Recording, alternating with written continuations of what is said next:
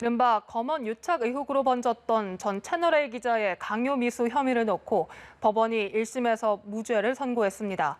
보도국 연결해 자세한 내용 들어보겠습니다. 윤솔 기자. 네, 서울중앙지법은 강요미수 혐의로 재판을 받아온 이동재 전 채널A 기자에게 무죄를 선고했습니다.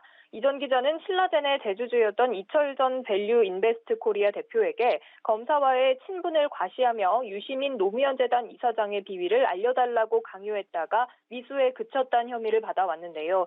재판에 넘겨진 지 약 1년 만에 재판부는 이 전 기자가 검찰에 영향을 미칠 수 있다고 믿게 하는 언동을 했을 경우 유죄로 판단할 수 있는데 그렇게 볼만한 객관적인 증거가 없다고 설명했습니다. 그러면서 언론의 자유는 최후의 보루이고 형벌로서 단죄하는 건 엄격해야 한다며 강요죄의 구성 요건이 증명됐다고 볼 수 없다고 판단했습니다.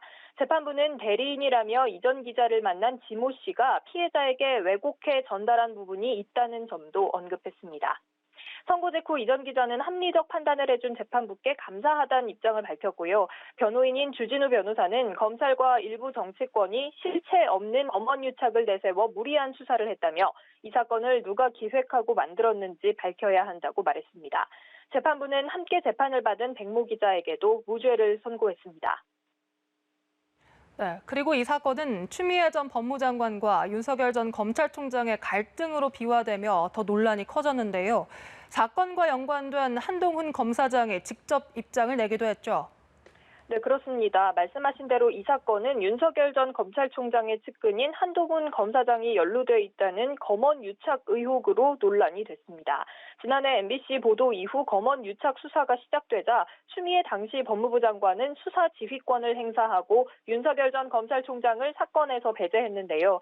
서울중앙지검은 이 전 기자를 기소했지만 공소장에 한 검사장과의 공모를 적시하지 못했고 현재까지 한 검사장 수사는 결론을 내지 못하고 있습니다.